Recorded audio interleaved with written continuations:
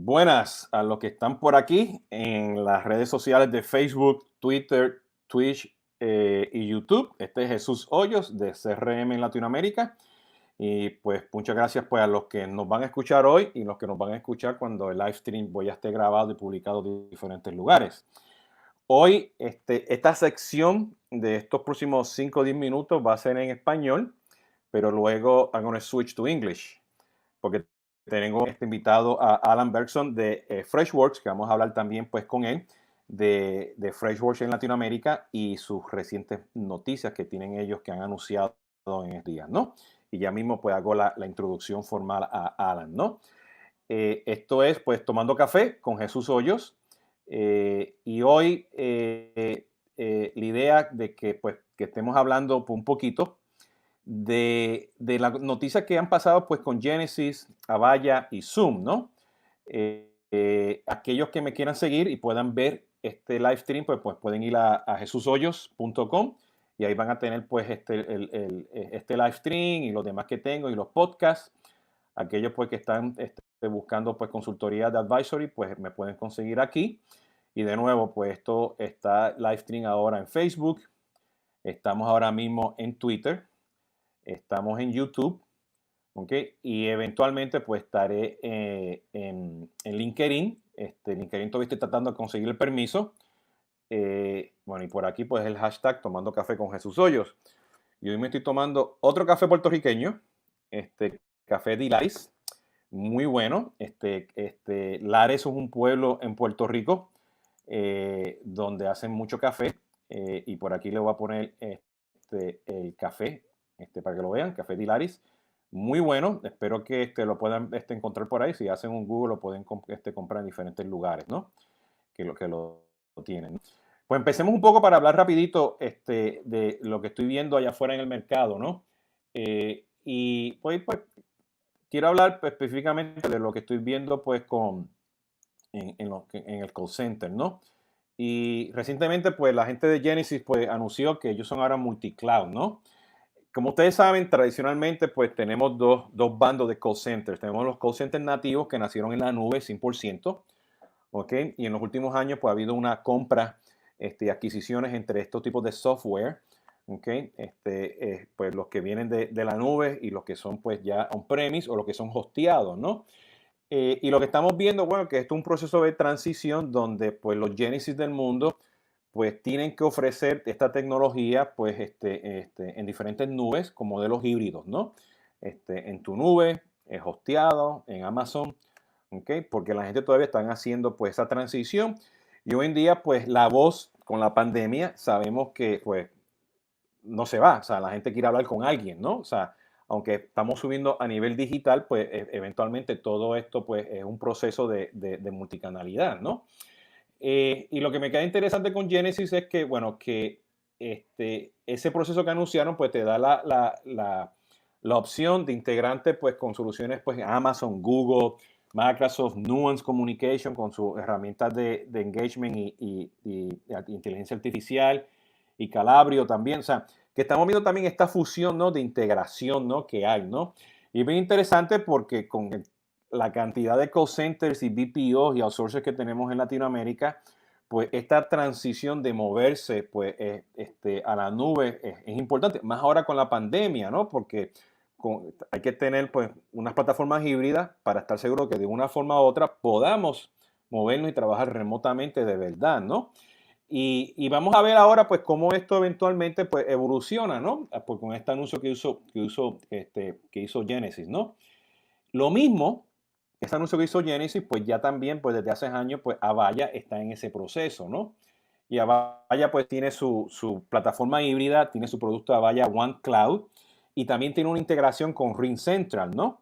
Pues en el briefing que tuve la semana pasada pues con Avaya, pues estamos viendo también que ellos se están moviendo pues hacia eso y que la pandemia le ayudó a ellos pues con sus soluciones de remote agents y su aplicación ahora que compite con Zoom, que es el próximo tópico, de Avaya Spaces, ¿no? Que lo que estamos viendo ahora, pues la palabra Zoom, pues ya es un commodity, ya es un verbo, ¿no? Entonces, Avaya, Próximamente, pues en septiembre 2 y 3 tiene un evento en Latinoamérica, Vaya Engage, pueden buscar por ahí pues con su hashtag, que pues va a hablar justamente de todo esto, ¿no? Y esto pues, estamos viendo una evolución de Customer Engagement, en donde está la multicanalidad, si está en el call center, si está en el CRM. Y por ahí, pues, yo tengo un podcast y un artículo que hablé de dónde que está esa multicanalidad, ¿no? Y hay, pues, N cantidad de reportes allá afuera en el mercado, de los Gartners y los Forrester que hablan justamente de eso, ¿no? Está el cuadrante de Customer Engagement, está el de Call Center as a Service, Unified Communications, Salesforce está en uno, Freshworks está en otro, que ya mismo vamos a hablar con eso con Alan. Y lo que estamos viendo es que a medida que nos estamos moviendo, pues la opción, por lo menos de los call centers, porque sea multicanalidad, ¿no? Y eso es parte de ese proceso, ¿no? Y esta multicanalidad, pues me lleva, ¿ok? Justamente a lo que viene siendo Zoom. Si ustedes se van a Zoom, ¿ok? Y déjame hacer la transición aquí. Avaya tiene un producto que se llama Spaces. RingCentral también usaba Zoom y ahora está utilizando su propia tecnología. Estoy seguro que por ahí Genesys y los otros call centers van a sacar su propia tecnología o van a empezar a integrar con Zoom. Pero pónganse a pensar un poquito. Si ustedes se van ahora a Zoom y miran integraciones de CRM, van a encontrar que ahí está Gmail, que está Zapier, que está Slack, que está Salesforce, que está Pardot, que está Slack, que está Microsoft Teams, que está Zendesk, Eloqua, Intel Unite, en fin, todo el mundo hoy en día quiere después trabajar con Zoom, porque ya Zoom, por la pandemia, se está volviendo pues una red social, ya se movió de corporativo al lado consumidor. Inclusive, si ustedes los que están siguiendo pues la NBA, ¿okay? Los juegos que están haciendo en Disney, en la burbuja, si ven las pantallas, esas pantallas son, la utilizan por medio de Microsoft Teams, donde pues con la opción de Togetherness, ¿okay? Pues la gente se junta y ellos despliegan esa información. O sea, el video, ¿no? Fórmula 1 acaba de firmar también un deal con Zoom para proyectar también, pues, remotamente y en las pistas de autos de carrera, pues, el Zoom, ¿no? Y Salesforce Anywhere acaba de sacar, pues, también, pues, que tú puedes usar Salesforce en todos los lugares y ellos se integran ahora nativamente con Zoom y con Amazon Chime, competencia también para hacer reuniones de Zoom, donde pues tú puedes estar en tu CRM y tienes que hablar con el cliente y el Product Manager y tú haces ahí mismo un botoncito, haces un Zoom y en tu browser, aplicación móvil, seamless, lo tienes ahí pues tu barrita pues con los diferentes videos y estás hablando con ellos, ¿no? Entonces, esa actividad que pasa en Zoom, las veces que la persona te está mirando, que no tiene el video, que se fue, volvió, que no está haciendo el clic, todo eso es analítico que tú tienes que traer pues a tu CRM, a tu call center, como otro canal. ¿Ok? Y no sabes ustedes, lo han probado, aquellos que tengan por lo menos CarPlay. Yo he tenido guiando, le doy clic a CarPlay y tengo mi Zoom en mi auto. ¿Ok? A veces cuando yo estoy de vacaciones, que estoy guiando pues, por ahí en los highways aquí en Estados Unidos, pues me conecto a las reuniones por Zoom y estoy guiando y estoy escuchando. No tengo el video, pero estoy escuchando, ¿no? Y ustedes saben pues que bueno, si no puedes escuchar, no tienes video, pues puedes llamar ya hacer llamadas telefónicas, ¿no? Y el Zoom tiene una integración muy buena en el teléfono, ¿no? Entonces, ¿qué estamos viendo? Si escuchamos a lo que viene Genesys de multinube y la capacidad de integrarse con diferentes canales, ¿ok? Y Avaya está haciendo lo mismo, ¿ok? Y Avaya ahora tiene un producto que se llama Spaces, ¿ok? Y ahora tenemos Zoom, ¿ok? Y el Zoom y el Microsoft Teams, todo esto, pues ya estamos viendo que el video, el face to face, tenemos aquí virtual, pues va a ser parte de la multicanalidad. Y eso nos va a llevar pues a la omnicanalidad y nos va a llevar pues al mundo del Customer Engagement. Entonces, por eso que tengo a Alan hoy, que lo estoy invitando, ¿okay? Justamente porque una de las noticias que salieron, pues, que ellos son parte del Gartner Report de Customer Engagement. Entonces, con esto, pues vamos a hacer la transición para invitar a Alan. Vamos a hablar de varios tópicos con él. Alan, pues amigo y, bueno, y nos hemos visto pues en en estas conferencias que hemos estado de analistas desde hace muchos años. ¿Okay? Y él es pues el Global Director de Community Outreach y Relaciones de Analistas para globalmente, ¿no? Entonces, pues con esto, pues vamos a invitar a Alan a Tomando Café. Alan, welcome. Hola. ¿Qué tal? ¿Qué tal, señor? How you doing today, sir? That's the extent of my Spanish, so I'm done. I know. So we have something in common before I let you do the formal introductions. You know, we love baseball. He's a Mets fan. I don't know if that's good or bad today. For those who follow me, you know, from time to time, you know, I'm a Marlins fan. They're sort of winning, okay, you know. So and you know, we've been, you know, I think I've been with you and Paul and a couple others in some Mets games in any of those, you know, New York meetings that we've been doing in the last few years. So, Alan, tell us about, you know, we're going to talk about coffee too, okay? But tell us who you are, what you do. Sure. So I am the Global Director of Analyst Relations for Freshworks. I've been with Freshworks a long time. This will be 7 years for me. And for a startup, that's like, I don't know, maybe that's dog years. That's like 50 years in normal time. When I started, we had one product. We had Freshdesk, which is our customer engagement, our help desk. Now we've got 12 products. We are a global company. We've got offices all over the world. I'm based in New York. Our headquarters is in San Mateo. When pre-COVID times, there's actually people in the office. Now we've got people all over the world, and we've got a huge team based in Chennai, in India, and that's actually where our founders are from.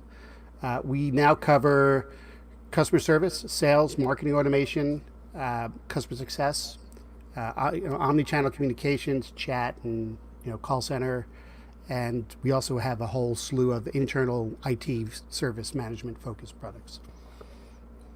So Alan, so before we go into the details of Freshworks, you know, I have my unique cup and given to by my daughter, and it says here looking for adventure. Na na na na. The sun, and one of the things that that I like, I'm doing this because of the coffee, because every time that I travel to Latin America and we do these sort of meetings, is with a cup of coffee. So today I'm drinking. I'm a black coffee guy, which has different flavors or ways to brew it in Latin America. And today I'm drinking one. It's called Café de Lares. It's from a small town up in the mountains in Puerto Rico, Lares. So this is the coffee for me today. What are you brewing? Fresh coffee. Yeah, I know you're gonna come up with that one. Fresh coffee. It's got to be fresh. Well, first, let's see if we can. I'm from New York, so we say coffee. Coffee. It's coffee, and siempre negro. Always. Always. Is there? Con leche? I don't know. That's not coffee. That's a dessert or something. I don't know. That's dessert. This is a freshly brewed, freshly ground Colombian blend that my wife gets. It's organic. Apparently, it's good for me. So I'll take it from there. Excellent. So I want to talk to you about customer engagement, but before we talk about customer engagement, let's talk about Freshworks and Latin America, because I know, you go to your website, you have it. Your website is multilingual. I know you guys are having a good traction in Latam. Tell me how you guys are evolving in Latin America. So we started our business in Latin America probably back in 2014. So we've been there for a little bit. The way we have inbound and outbound in terms of our sales, we do not have any offices in Latin America, so we've been handling it strictly through channel. We look at it as, and you'll probably criticize us for this, but we look at it, there's three different markets for us. There's Brazil, which there's what we call basically Mexico, Central America, and the Caribbean, and then what we call the rest of South America, which the as you go further south. That's about right. That's about right. That's okay. Okay, it's a really significant portion of our business, meaning it's not just a side. We actually have some big deals. We just closed our largest fresh marketer deal ever in South America, in Mexico. So that's pretty exciting for us. So we work through channel partners. We work through a GB Advisors in Puerto Rico. I don't know if you're familiar with them. Yeah, I And heard we that. work with Lupin in Brazil. Those are two of our biggest channel partners. Okay. So what you in terms of industry and what have you seen? The growth in Latin America. For us, it's been crazy. It's no exaggeration. It's over 100% year-over-year growth, probably since 2018. And we're not seeing that slow down, so that's pretty exciting for us. The big industries for us are e-commerce. We see a lot of healthcare. We see a lot of and fintech, particularly fintech startups in Brazil. And because of there's a different level of customer service that you require, particularly with chat. One of the things we see a huge, Brazil is one of the largest users of WhatsApp in the world, It is. and we see a lot of integration between WhatsApp and we have integration between WhatsApp and our chat product, Fresh Chat, and that's actually a big foot in the door for us, particularly in Brazil, and I think Argentina Yeah, is another big market for WhatsApp usage. actually, there's two trends that that I can tell you right now that are happening in Latin America, based on what you're saying right now. Fintech, a lot of these startups, they do require to have a very intimate integration with the channels, because fintech is the pay me now, uh, get paid now, transaction. So whatever fintech technology that they're going to integrate in whatever product, they need to have very tight tight integrations with chat, WhatsApp, email, phone call, and everything, because that's part of the multi-channel experience that you get with financial technology, where the big banks, or any regular banks, they have all these legacy products that is tough then to bring that into in front of the customer in terms of managing the multi-channel, eventually the omni-channel. So it's cool that you guys are in that industry, especially in Brazil. The other one, which is WhatsApp, is a requirement, and I was talking about that in the beginning in Spanish. The Genesys, the Varios, the Salesforce, and now you guys with the customer engagement. This will be a good way to start talking about customer engagement. Is that you don't have WhatsApp integrated, as part of your multi-channel experience in Latin America, you're going nowhere. And the challenge here is to have that integrated for customer service, for marketing, for sales. From that point of view, through a chatbot or directly into your CRM or call center. And it doesn't matter if you talk to a call center company or you talk to a CRM vendor in Latin America. That's a must. I mean, that's something, and there's a bunch of startups and a bunch of products in Latin America trying to close that gap. So it's nice that you have that already. Because that's something that people need, especially the WhatsApp business API integration. The real one. So, Jesus, and this I think maybe is something worthwhile for my audience, more for your audience. Is we if we look at North America, we look at maybe Europe a little different, but Apple Business Chat, Slack are really big channels that people expect to be able to use for this type of messaging. But it's WhatsApp just seems to be what is that about WhatsApp, or is it because it's more of a less of an iPhone market, more of a Android market, or I'm just curious. Well, if you follow the growth of the telcos in Latin America, getting data is in your house, the internet. I'm talking 3-4 years ago, and this is improving. In the last 5 years, you have seen a good improvement of being be able to do voice over IP from your home. Okay, so in the couple of years ago, that was difficult to do. So and the roaming charges, I want to move from one telco to another one. I want to bring my phone. That was difficult to do many years ago. So when WhatsApp was WhatsApp prior to Facebook, that was the channel, because I would connect to a Wi-Fi somewhere in the neighborhood, in a cafe, and that was my phone. So I can avoid roaming. I can call from Monterrey, Mexico to Mexico City, or Medellin to Bogota, and that was the way how to communicate back then. WhatsApp was the phone. Okay, now that has changed, but all that audience is out there, and they're used to use WhatsApp as it is today.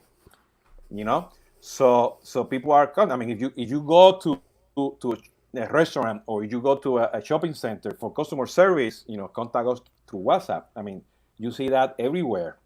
And I remember walking down a couple of years ago down a major street in Lima, shopping center, restaurants, cafes, pizza places, they all have, contact me through WhatsApp, because it was free, connect to the Wi-Fi, and you have it, so that was the phone.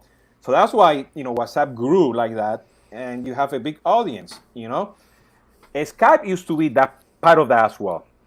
But Skype, we know the rest about Skype, it got bought by so many people, that Right. they lost that opportunity. So WhatsApp is that, So WhatsApp, there's a verb in Spanish called WhatsAppéame, so call me. Call me. Wow. So that's part of.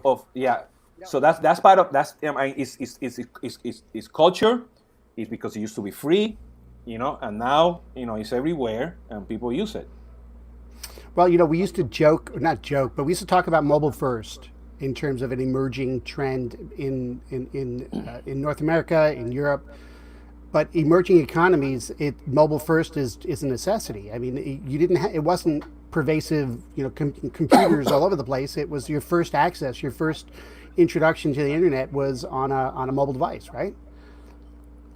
Yeah, and that's part of that. So now everybody, they're connected to a Wi-Fi. So they're going to do WhatsApp. You call them, and you might get the drop call. That's fine. You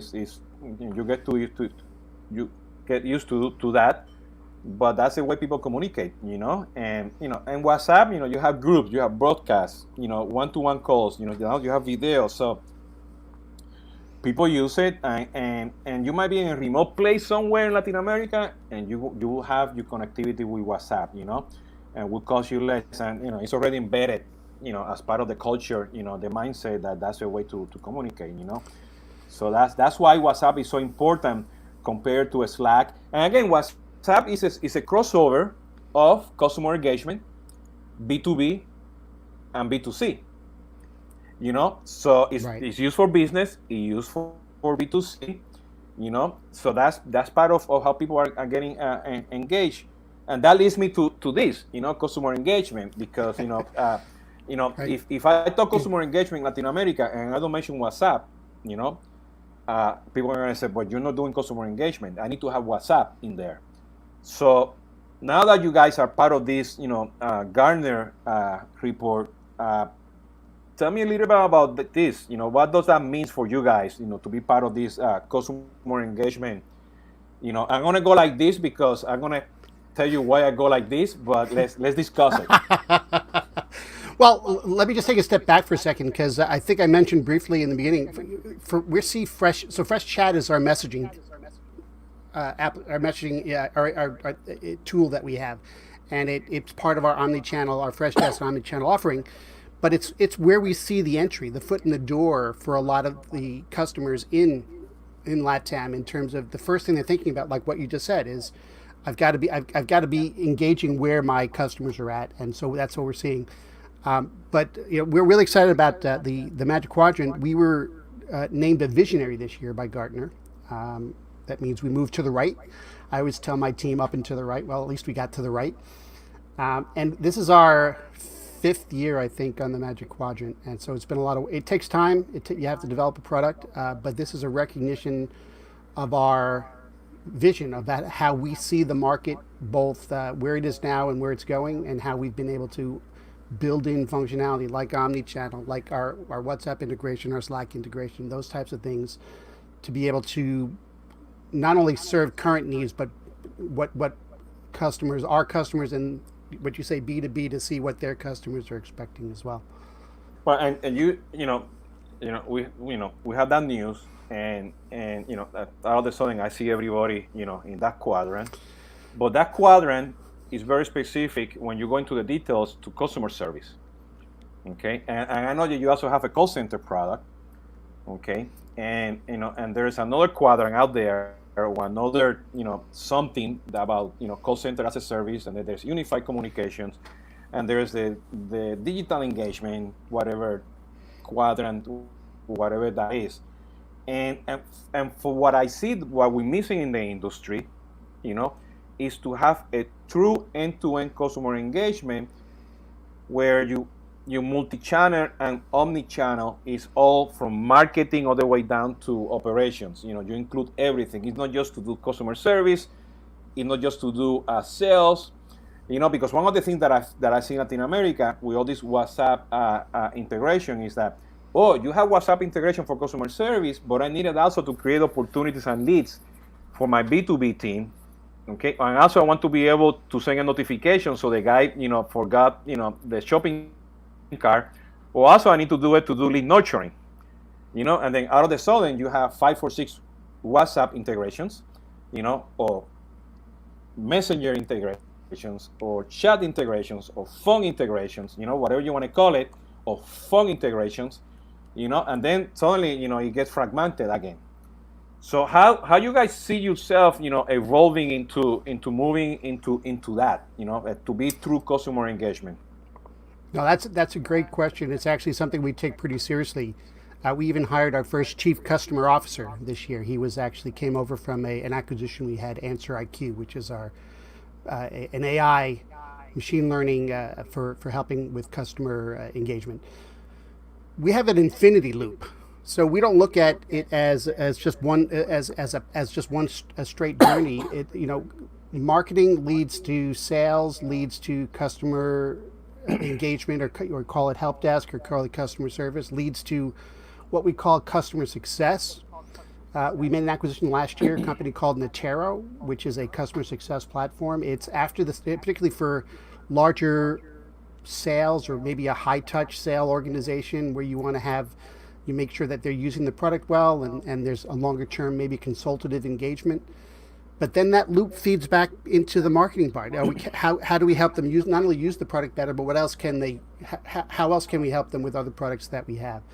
And in the middle of that is this mythical customer data platform, master customer record, it's religion to too many people, so I'm not sure how far I should go into that.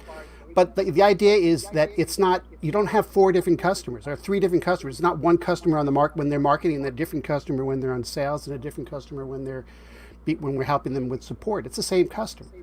And so how do we, and that's the challenge we look at, is how do we use that data to help the customers throughout the entire life cycle? And look, our motto is customer for life. How do we continue to help them throughout our engagements together? So part of that, and I know it's religion, call it 360 CDP, master data management. One of the ironies, is that, when you look at the traditional marketing automation, and again, the disclaimer, I haven't yet seen anything from Freshworks in detail, but traditionally, when you look at the CRM, the person has one email. When you look at marketing automation, the person has one email. And guess what? That's the key.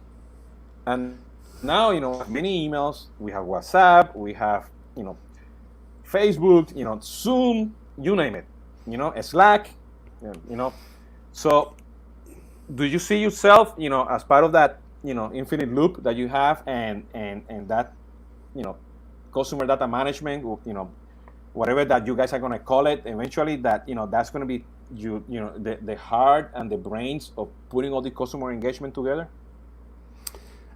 Well, yeah. Ideally, yes, that's exactly what we're trying to do. And you're right, it's not just, every person is not known just by an email address. And we can't have the same person who, their email address on one side, there's a phone number on the other side, there's a one app side, depending on where they came into our engagement funnel, right? That's all the same person. And so that's our challenge, is with this master customer record. And it goes beyond that. When you're dealing with larger organizations, I'm not just dealing with Jesus. If you're part of an organization, I need to know, where do you fit in, and how else are we engaging within your company? Because so it's almost a master account record as well. Well, and telling you, one of the challenges that we have in Latin America is that companies cannot buy one marketing automation to do B2C and buy another marketing automation to do B2C. They need to have it in one instance of marketing automation and be able to do both B2B and B2C, or direct to consumer.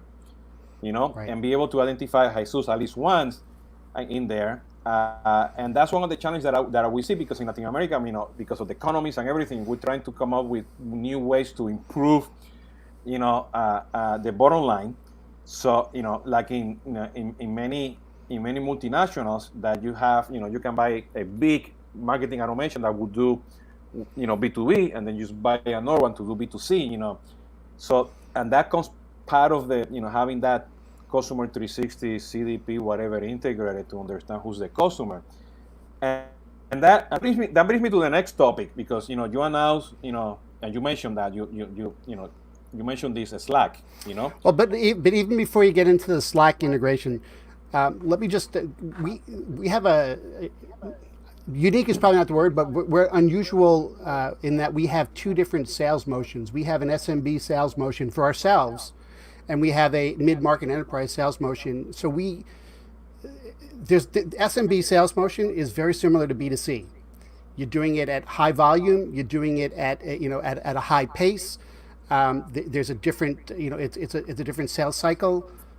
So we actually have that in our DNA to be able, so that B2B for SMB is kind of like B2C.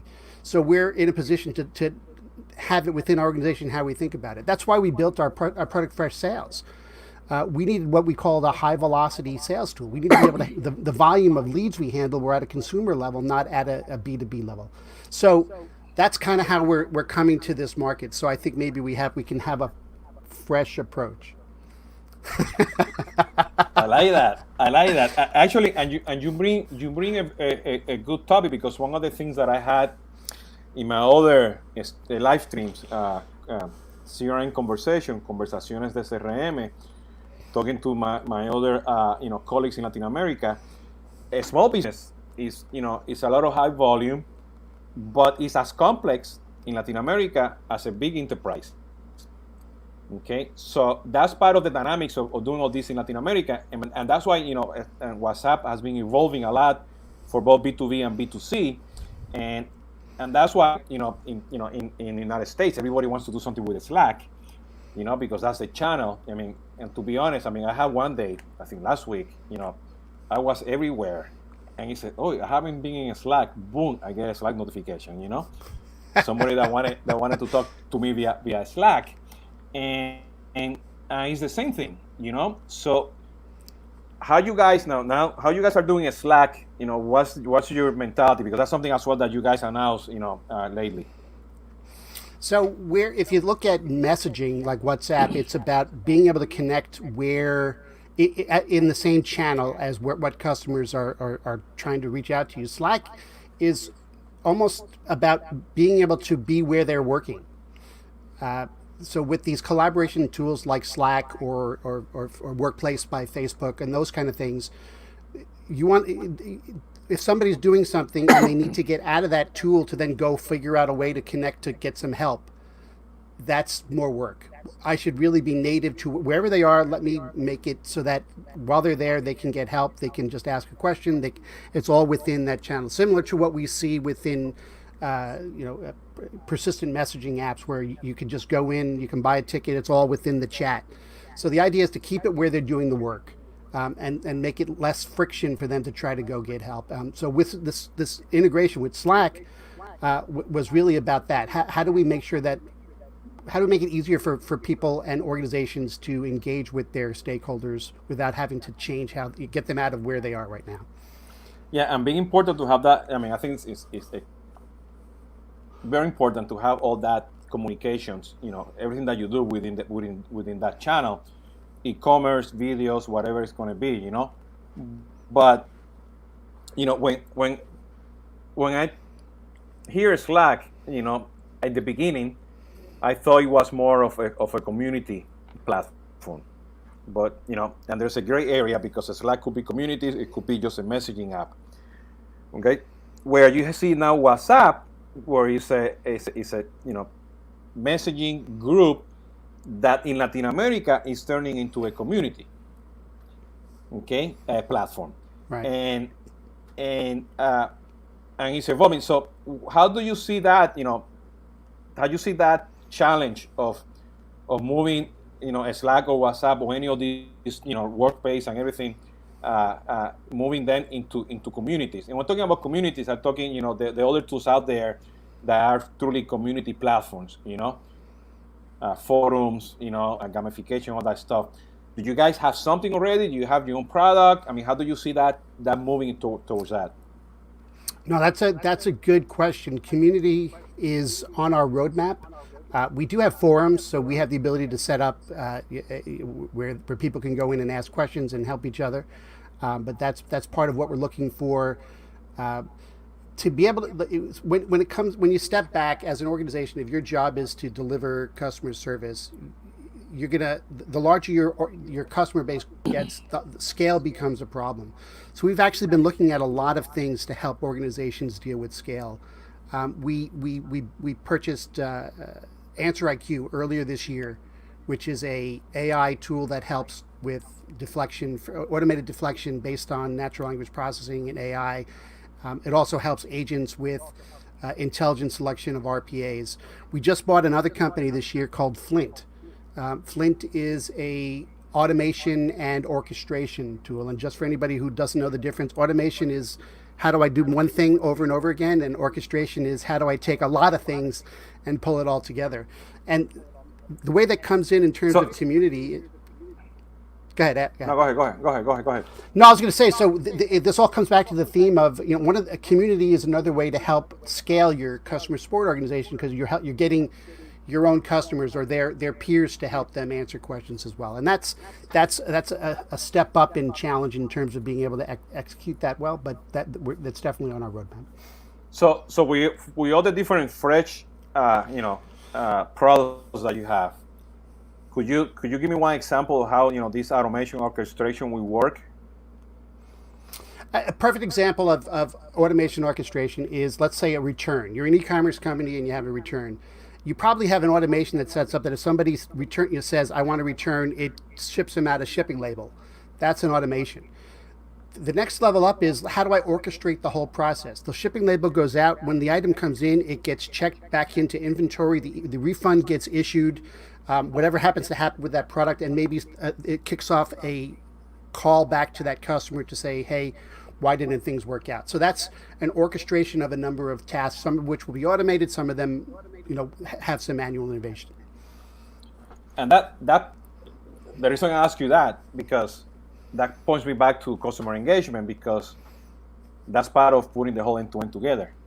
Right. That seamless customer experience, that through all these data points, you need to automate, you need to orchestrate, you need to understand, the customer, CDP, customer 360, MDM, whatever that is, with that data, so you can execute all these customer engagement. Doesn't matter where the customer is, Slack, WhatsApp, community, phone, whatever that is.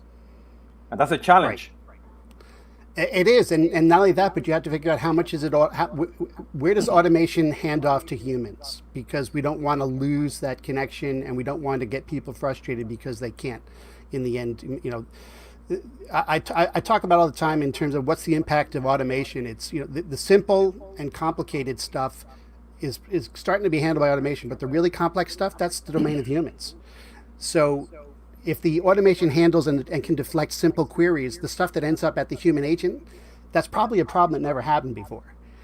And so we need to be able to get to differentiate that and get to that person as quickly as possible. So we don't want to let automation come in the way of the customer engagement and actually realizing there's a person on the other end of that transaction that we have to solve their problem.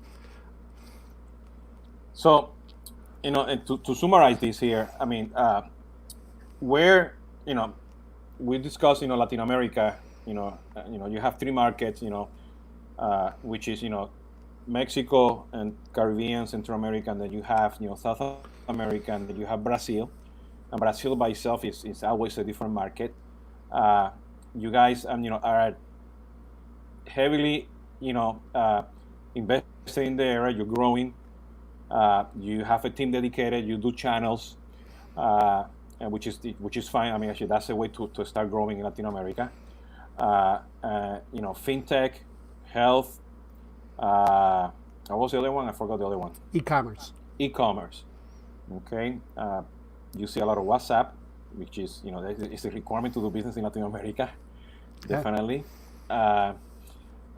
You guys are in the, customer engagement, Magic Quadrant for Gartner. And that was the whole idea of discussing this today.